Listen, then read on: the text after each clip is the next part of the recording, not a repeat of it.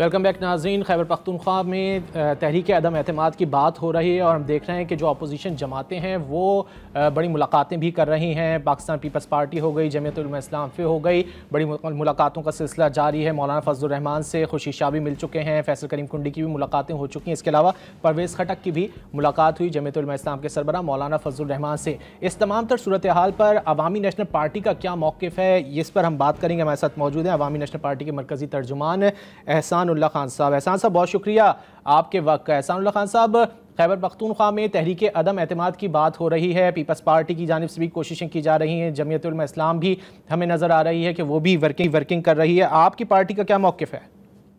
جی, ہماری پارٹی کا موقف اس حوالے سے بہت واضح ہے کہ 12 سال سے یہ صوبہ جو ہے ایسے لوگوں کے حوالے ہیں جنہوں نے نہ گورننس ٹھیک طریقے سے کی, نہ اس صوبے کے امن و امان کو قائم کیا, نہ اس صوبے کی ترقی میں کوئی حصہ ڈالا, بلکہ ایک انتشار کی سیاست جو ہمیشہ وفاقی حکومت کے خلاف یا دوسرے جماعتوں کے خلاف ایک سلسلہ چلتا رہا, جس سے صوبہ جو ہے وہ بدترین حالات کا شکار ہوا. بدترین کرپشن صوبے میں ہے 12 سال سے تقریباً, اور اس وقت تو یہ جو ایک ٹرم تقریباً کوئی 1.5 برس سے چل رہا ہے, اس نے تو اپنے تمام ریکارڈ توڑ دیے ہیں. کرپشن کی ہم بات کریں تو ان کے اپنے لوگ جو ہیں وہ ان پر پے در پے الزامات لگا رہے ہیں. ان کے اپنے لوگ یہ بات مان رہے ہیں کہ سینٹ کے الیکشن کے اندر کس طرح اور وزارتوں پر انہوں نے کس طرح 10-10 کروڑ روپے ایک وزیر سے لیے. بھرتیوں کے حوالے سے اگر ان کی بات کی جائے تو کیا اب اپوزیشن کیا کرے؟ یہ تماشا دیکھتی رہے کہ جی 12 برس سے جو بدترین حکمرانی ہے وہ مزید قائم رہے.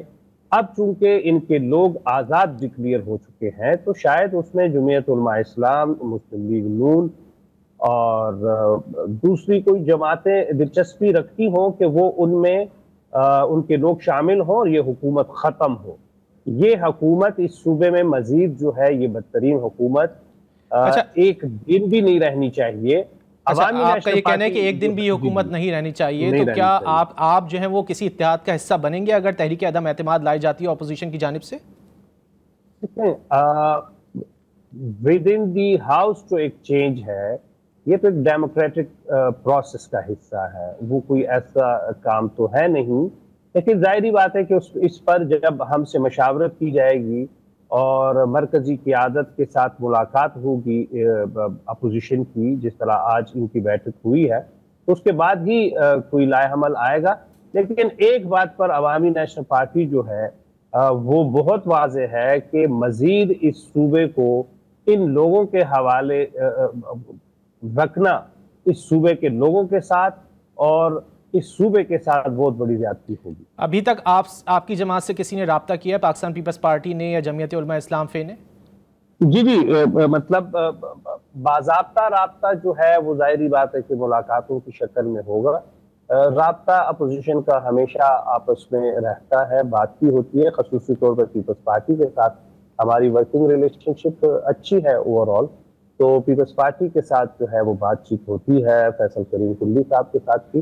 لیکن یہ ہے کہ جب باضابطہ ایک معاملات کو اس طرف لے جایا جائے گا, ایک بات اس میں ہم نے پہلے بھی واضح انداز میں کی تھی کہ ہم ہارس ٹریڈنگ کے ذریعے سے کسی بھی قسم کی تبدیلی کے قائل نہیں ہیں.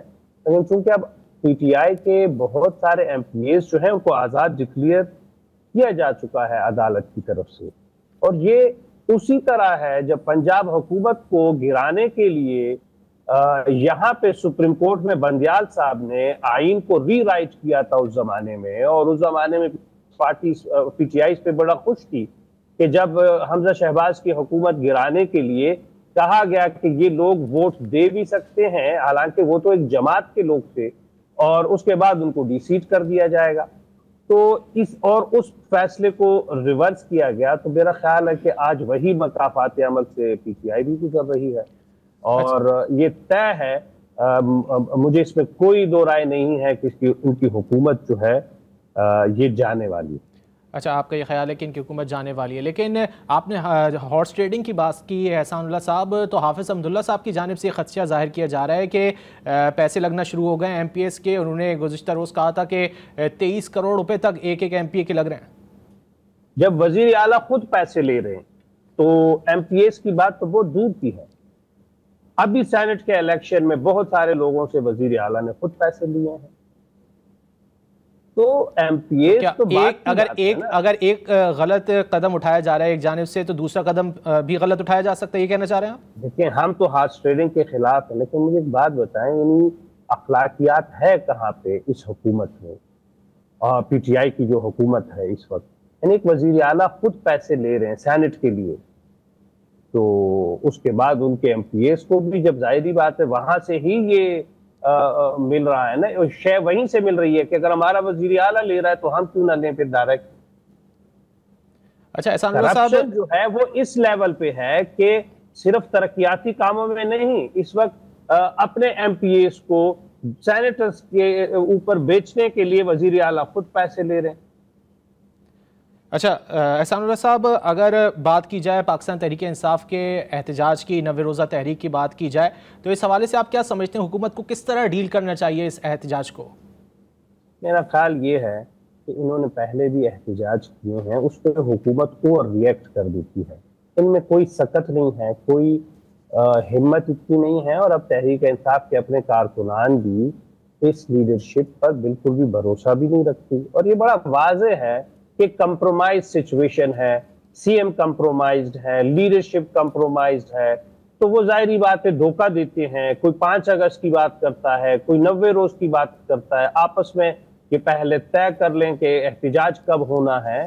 یہ سارا جو کمپرومائز نظام ہے، اس کے تحت اب احتجاج میں کوئی شدت ایسی ہوگی نہیں، اور وفاقی حکومت اکثر جو ہے وہ اس پر اوور ریئیکٹ کر لیتی ہے. اوور ریئیکٹ کر جاتی ہے وفاقی حکومت. اچھا احسان اللہ صاحب، اگر آپ کی پارٹی کی بات کی جائے، عوامی نیشنل پارٹی کی، تو گزشتہ دنوں میں ہم دیکھ رہے ہیں کہ آپ کے جو سینئر رہنما ہیں وہ چھوڑ کر جا رہے ہیں. سمر ہارون بلور صاحبہ ہیں، انہوں نے پاکستان مسلم لیگ نون میں شمولیت اختیار کر لی، اور اس سے کچھ عرصے قبل اگر بات کی جائے تو زاہد خان صاحب نے بھی پاکستان مسلم لیگ نون میں شمولیت اختیار کی تھی. اس کی کیا وجہ ہے؟ دیکھیں، زاہد خان صاحب کی جب آپ نے بات کی، ہم بات کر چکے ہیں کہ وہ جب عہدہ ان کے پاس 32 سال تک تھا ترجمان کا، تب تک تو وہ پارٹی میں تھے.